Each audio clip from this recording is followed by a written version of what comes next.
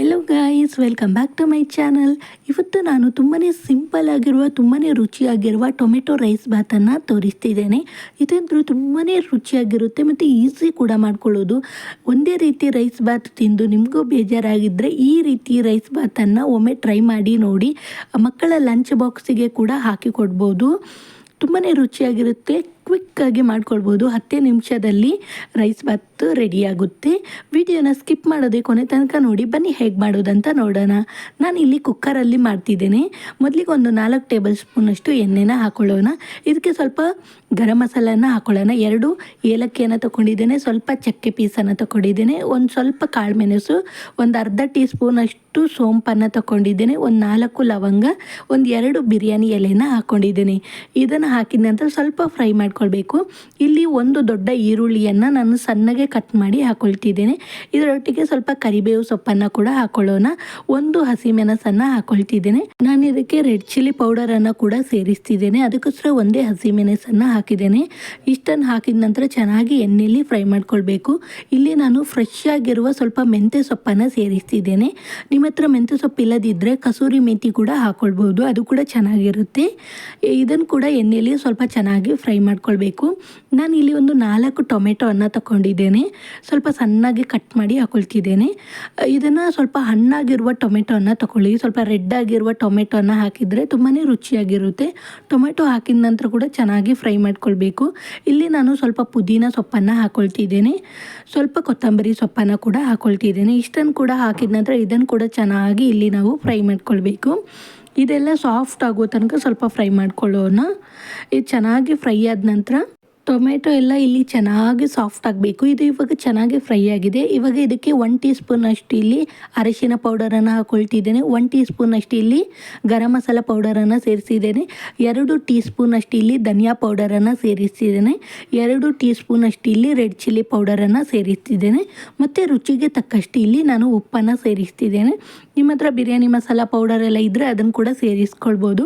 ನಾನು ಇಲ್ಲಿ ಮನೆಯಲ್ಲೇ ಮಾಡಿರುವ ಗರಂ ಮಸಾಲ ಪೌಡರನ್ನು ಸೇರಿಸಿದ್ದೇನೆ. ಇಷ್ಟನ್ನು ಹಾಕಿದ ನಂತರ ಇದನ್ನು ಚೆನ್ನಾಗಿ ಮಿಕ್ಸ್ ಮಾಡ್ಕೊಳ್ಬೇಕು.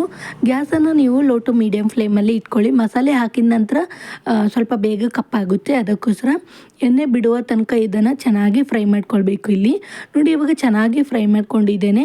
ನಾನು ಇಲ್ಲಿ 1 ಗ್ಲಾಸ್ ಅಕ್ಕಿಗೆ 2 ಗ್ಲಾಸಷ್ಟು ನೀರನ್ನು ಸೇರಿಸ್ತಿದ್ದೇನೆ. ಹಾಗೆ ನಾನು ಇಲ್ಲಿ ಒಂದು 2 ಗ್ಲಾಸ್ ಅಕ್ಕಿಗೆ ಒಂದು 4 ಗ್ಲಾಸಷ್ಟು ನಾನಿಲ್ಲಿ ನೀರನ್ನು ಸೇರಿಸಿದ್ದೇನೆ. ನೀರನ್ನು ಹಾಕಿದ ನಂತರ ಒಮ್ಮೆ ಚೆನ್ನಾಗಿ ಮಿಕ್ಸ್ ಮಾಡ್ಕೊಳ್ಬೇಕು. ನೀವಿಲ್ಲಿ ಟೇಸ್ಟ್ ಮಾಡಿ ಕೂಡ ನೋಡ್ಕೊಳ್ಬೋದು. ಉಪ್ಪು ನಿಮಗೆ ಕಡಿಮೆ ಅನಿಸಿದರೆ ಉಪ್ಪನ್ನು ಸ್ವಲ್ಪ ಸೇರಿಸ್ಕೊಳ್ಬೋದು. ನೋಡಿ, ಚೆನ್ನಾಗಿ ಮಿಕ್ಸ್ ಮಾಡಿ ಆದ ನಂತರ ಇದನ್ನು ಚೆನ್ನಾಗಿ ಕುದಿಲಿಕ್ಕೆ ಬಿಡೋಣ. ನೋಡಿ, ಇವಾಗ ಕುದೀತಾ ಇದೆ. ನಾನು ಮೊದಲಿಗೆ ಅಕ್ಕಿನ ಚೆನ್ನಾಗಿ ತೊಳೆದ್ಬಿಟ್ಟು ನೀರನ್ನೆಲ್ಲ ಬಸಿದ್ಬಿಟ್ಟು ಇಟ್ಕೊಂಡಿದ್ದೇನೆ. ಇವಾಗ ನಾನು ಅಕ್ಕಿಯನ್ನು ಹಾಕ್ಕೊಳ್ತಿದ್ದೇನೆ. ನೀರನ್ನೆಲ್ಲ ಬಸಿದ್ಬಿಟ್ಟು ಹಾಕ್ಕೊಳ್ಳಿ. ಯಾಕೆ ಹೇಳಿದರೆ ನಾವು ಮೊದಲೇ ಅಳತೆ ಮಾಡಿ ನೀರನ್ನು ಹಾಕ್ಕೊಂಡಿರ್ತೇವೆ. ಅದು ಕೂಡ ಕುಕ್ಕರಲ್ಲಿ ಮಾಡ್ತಿರೋದು ಕಾರಣ ಉದುರಾಗಿ ಬರಬೇಕು.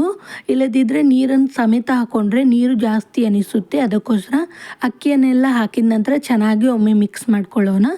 ಮಿಕ್ಸ್ ಮಾಡಿ ಆದ ನಂತರ ಇದಕ್ಕೆ ನಾನು ಸ್ವಲ್ಪ ಕೊತ್ತಂಬರಿ ಸೊಪ್ಪನ್ನು ಹಾಕ್ಕೊಳ್ತಿದ್ದೇನೆ.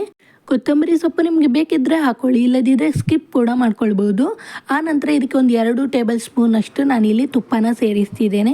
ತುಪ್ಪ ಲಾಸ್ಟಿಗೆ ಹಾಕೋದ್ರಿಂದ ತುಂಬಾ ಫ್ಲೇವರ್ಫುಲ್ಲಾಗಿ ಬರುತ್ತೆ, ತುಂಬ ರುಚಿಯಾಗಿ ಆಗುತ್ತೆ. ಇದನ್ನು ಚೆನ್ನಾಗಿ ಮಿಕ್ಸ್ ಮಾಡಿ ಆದ ನಂತರ ಇಲ್ಲಿ ನಾವು ಲಿಡ್ಡನ್ನು ಕ್ಲೋಸ್ ಮಾಡಿ ಇದನ್ನು ಒಂದು 2 ವಿಶಿಲ್ ಆಗುವಷ್ಟು ಕೂಗಿಸ್ಕೊಳ್ಳೋಣ. ನೋಡಿ, ಇವಾಗ ಕುದಿ ಬರ್ತಾನೆ ಇದೆ. ಕುದಿ ಬಂದ ನಂತರ ಇವಾಗ ನೋಡಿ ಲಿಡ್ಡನ್ನು ಕ್ಲೋಸ್ ಮಾಡ್ಕೊಳ್ಳೋಣ. ಕ್ಲೋಸ್ ಮಾಡಿ ಆದ ನಂತರ ಇದರ ಒಂದು 2 ವಿಶಿಲ್ ಆಗಬೇಕು. ಒಂದು 2 ವಿಶಿಲ್ ಆದ ನಂತರ ನೋಡಿ ಇದು ಕೂಲ್ ಆಗಿದೆ. ಇವಾಗ 2 ವಿಶಿಲ್ ಆದ ನಂತರ ಕೂಲ್ ಆದ ನಂತರ ನೋಡಿ ನಾನು ತಿರುಗಿಸಿ ನೋಡ್ತಿದ್ದೇನೆ. ಎಷ್ಟೊಂದು ಉದುರಾಗಿ ತುಂಬಾ ರುಚಿಯಾಗಿರುವ ಟೊಮೆಟೊ ಬಾತ್ ರೆಡಿಯಾಗುತ್ತೆ. ಕುಕ್ಕರಲ್ಲಿ ಆದರೆ ಬೇಗ ಆಗುತ್ತೆ. ನೀವು ಪಾತ್ರೆಯಲ್ಲಿ ಕೂಡ ಮಾಡ್ಕೊಳ್ಬೋದು. ಲಾಸ್ಟಿಗೆ ಸ್ವಲ್ಪ ಬೇಯ್ತಾ ಬರುವಾಗ ಲಾಸ್ಟಿಗೆ ಸ್ವಲ್ಪ ಗ್ಯಾಸನ್ನು ಲೋ ಫ್ಲೇಮಲ್ಲಿ ಮಾಡ್ಕೊಂಡ್ಬಿಟ್ಟು ಸ್ವಲ್ಪ ದಮ್ ಕೊಟ್ಕೊಂಡ್ರೆ ಆಗುತ್ತೆ. ತುಂಬಾ ರುಚಿಯಾಗಿರುವ ಟೊಮೆಟೊ ರೈಸ್ ಬಾತ್ ರೆಡಿಯಾಗುತ್ತೆ.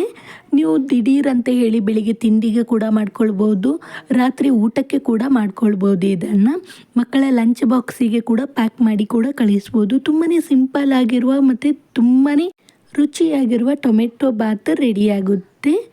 ನೋಡಿ ಇವಾಗ ನಾನು ನಿಮಗೆ ಸರ್ವ್ ಮಾಡಿ ಕೂಡ ತೋರಿಸ್ತಿದ್ದೇನೆ. ಹೊಸದಾಗಿ ಯಾರೆಲ್ಲ ನನ್ನ ಚಾನಲನ್ನು ನೋಡ್ತಿದ್ದೀರಾ ಪ್ಲೀಸ್ ನನ್ನ ಚಾನಲ್ಗೆ ಸಬ್ಸ್ಕ್ರೈಬ್ ಮಾಡ್ಕೊಳ್ಳಿ, ಪಕ್ಕದಲ್ಲಿರುವ ಬೆಲ್ ಐಕನನ್ನು ಒತ್ತಿ ನಿಮ್ಮ ಫ್ಯಾಮಿಲಿ ಆ್ಯಂಡ್ ಫ್ರೆಂಡ್ಸ್ಗಳಿಗೆ ನನ್ನ ವೀಡಿಯೋನ ಶೇರ್ ಮಾಡಿ. ನನ್ನ ವೀಡಿಯೋಗೊಂದು ಲೈಕ್ ಕೊಡೋದನ್ನು ಮರಿಬೇಡಿ. ತಪ್ಪದೇ ನಿಮ್ಮ ಅನಿಸಿಕೆಯನ್ನು ನನಗೆ ಕಮೆಂಟ್ ಮೂಲಕ ತಿಳಿಸಿ. ಇದು ಹಾಗೇ ತಿನ್ಬೋದು, ಇದಕ್ಕೆ ಸೈಡಿಗೆ ಏನು ಮೊಸರು ಬಜ್ಜಿ ಆ ರೀತಿ ಏನು ಕೂಡ ಬೇಡ. ತುಂಬಾ ರುಚಿಯಾಗಿರುತ್ತೆ, ಸಿಂಪಲ್ ಆಗಿದೆ, ಆದರೆ ಟೇಸ್ಟ್ ಮಾತ್ರ ತುಂಬಾ ರುಚಿಯಾಗಿರುತ್ತೆ. ಒಂದು ಸರಿ ಈ ವಿಧಾನದಲ್ಲಿ ಟ್ರೈ ಮಾಡಿ ನೋಡಿ. Thank you.